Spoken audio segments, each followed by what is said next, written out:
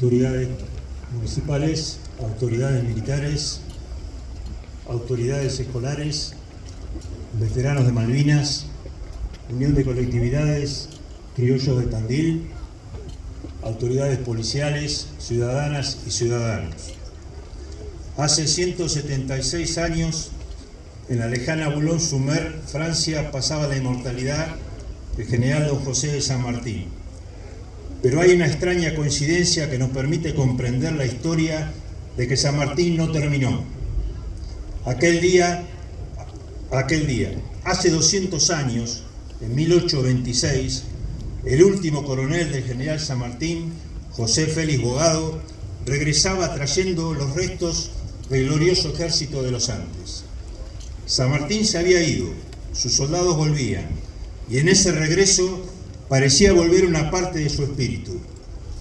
La disciplina, el sacrificio, la lealtad, la convicción de que la libertad se conquista con hechos y no con palabras, y se sostiene con una vida entera de servicio. Esta coincidencia nos brinda una excelente oportunidad para comprender el verdadero legado del libertador. Porque si San Martín fue el arquitecto de la libertad americana, el último coronel, José Félix Bogado, fue uno de los hombres que mejor encarnó sus principios. Tomado prisionero por los realistas antes del combate de San Lorenzo, cuando una fuerza española lo capturó junto a otro hombre de una embarcación para utilizarlo como guía y evitar que alertara a la población sobre el desembarco que preparaban. Después de la derrota realista de San Lorenzo, fue canjeado por prisioneros españoles y a partir de allí se incorporó voluntariamente al regimiento de granaderos a caballo. Fue el primer intercambio de prisioneros en la historia militar. Nacido en Paraguay, se lo conocía como el guaireño. Bogado no provenía de una familia poderosa, no había nacido para ocupar los primeros lugares de la historia. Era un hombre sencillo, un lanchero del Paraná, un cazador de nutrias, acostumbrado al río, al trabajo duro y al esfuerzo cotidiano. El destino quiso que después del combate de San Lorenzo fuera canjeado por los españoles y a partir de ahí se cruzó con la figura del general San Martín. Aquel episodio fortuito cambiaría para siempre su vida. Decidió incorporarse voluntariamente al regimiento, no porque buscara la gloria, sino porque encontró un jefe que hizo que cada hombre encarnara una serie de valores con los cuales se regía él mismo, dando siempre el ejemplo. En el ejército de San Martín no importaba el origen, la fortuna, ni el apellido. Importaban el mérito, la disciplina, el sacrificio y la lealtad. San Martín construyó un ejército donde un humilde hombre del Paraná, lanchero y cazador de nutrias, podía llegar a ser coronel, como también fue el caso del afrodescendiente, el coronel Lorenzo Barcala. No por privilegio, no por influencias, sino porque había demostrado campaña tras campaña ser digno de la confianza de sus camaradas y de su general. Esa fue una de las revoluciones silenciosas del Libertador. Mientras otros ejércitos distinguían a los hombres por su nacimiento, San Martín lo distinguía por sus virtudes. Y Félix Bogado fue una de las pruebas más elocuentes de aquella idea. Durante 14 años combatió en la epopeya americana. Desde 1812 hasta 1826 acompañó la gesta libertadora atravesando los escenarios donde se decidió la independencia de medio continente. Su ascenso desde simple soldado hasta coronel no fue solamente una carrera militar, fue la demostración de que el ejército de los Andes era, antes que nada, una escuela de valores. Una escuela donde el deber estaba por encima de las ambiciones personales, donde la obediencia convivía con el respeto, donde el honor valía más que cualquier recompensa. Pero la historia muchas veces reserva paradojas difíciles de comprender. Hace exactamente 200 años, Bogado regresaba a Buenos Aires encabezando a los últimos sobrevivientes de aquel glorioso ejército. Volvían los hombres que habían cruzado montañas imposibles, los que habían dado la libertad a Chile, a Perú, los que habían abierto el camino los que habían cambiado para siempre el destino de América. El 25 de diciembre de 1825 emprendieron el regreso desde tierras peruanas. Eran hombres que volvían con la gloria en el alma y la pobreza en los bolsillos, casi sin uniformes, sin monturas completas, marcado por la dureza de una campaña que había durado 13 años. Mendoza los recibió con respeto y afecto. El 13 de enero de 1826, en 23 carretas silenciosas, comienza la última etapa de aquel largo regreso, cansados pero invencibles, con el cuerpo marcado de cicatrices. Entraron el 19 de febrero de 1826, siendo recibidos con indiferencia e ingratitud de una caprichosa Buenos Aires bajo el gobierno de Rivadavia, el cual no quiso honrar a aquellos hombres. No hubo multitudes, no hubo homenajes, no hubo un arco triunfal. La ciudad los observó con indiferencia, y en medio de esa hiriente indiferencia el coronel Bogado ordenó al trompa Miguel Chepollá, considerado uno de los primeros 7 granaderos y paisano de Bogado, hacer sonar por última vez el toque de silencio. Las armas fueron llevadas al cuartel de retiro, depositadas con respeto en una caja de madera, coronada con una placa de bronce que decía: armas de los libertadores de Argentina, Chile y Perú.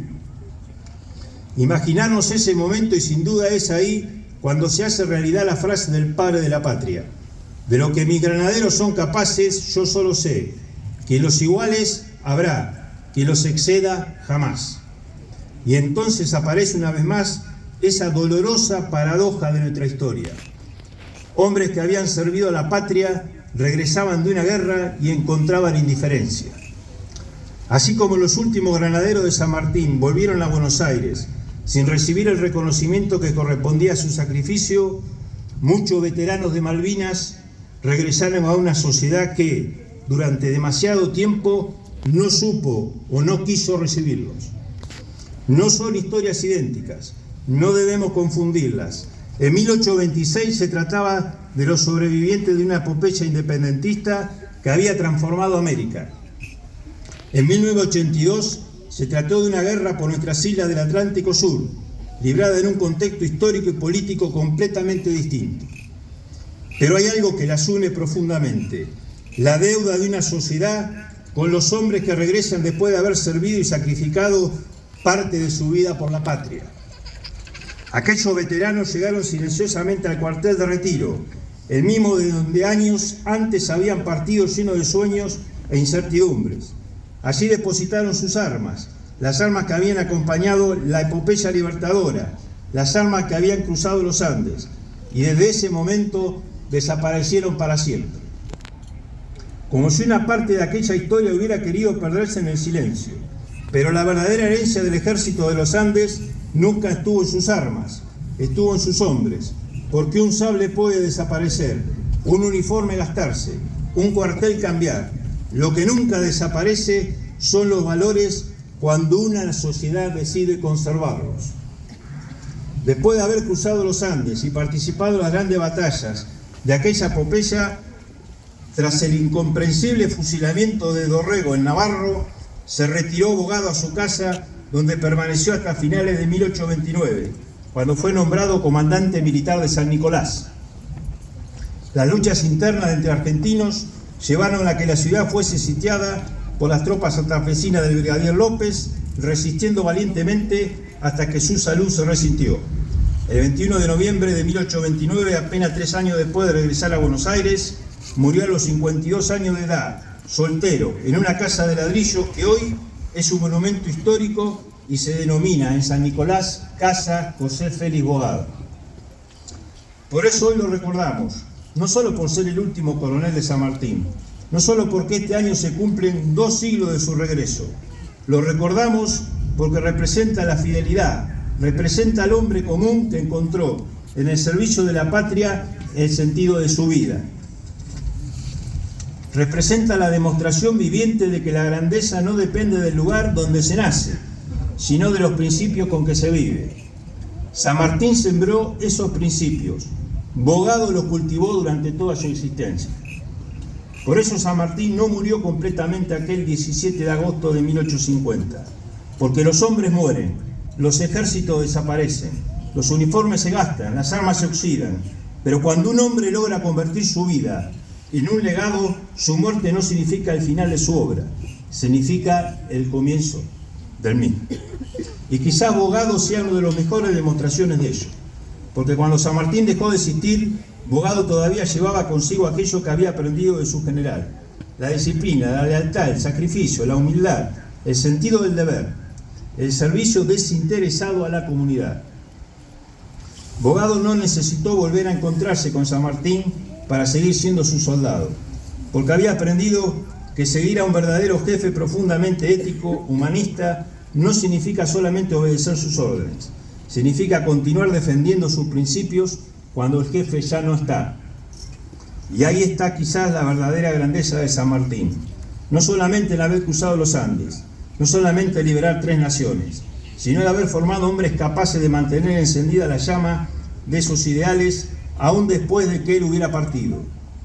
Muchos de ellos regresaron sin recibir honores, al igual que Bogado. Algunos fueron recibidos con silencio. Pero también ellos nos dejaron una lección, que servir a la patria no significa hacerlo solamente cuando hay reconocimiento, significa hacerlo aún cuando nadie aplaude. Significa cumplir con el deber aún cuando nadie nos pregunte por vos. Y quizás por eso las historias de San Martín, Bogado y nuestros veteranos de Malvinas terminan encontrándose en un mismo lugar, en la palabra servicio. San Martín murió, Bogado murió, muchos de nuestros héroes de Malvinas quedaron en la turba y muchos de nuestros veteranos todavía llevan las marcas de aquella guerra. Pero mientras haya argentinos capaces de recordar sus nombres, de honrar sus sacrificios y de vivir de acuerdo con los valores que ellos defendieron, ninguno de ellos habrá muerto completamente.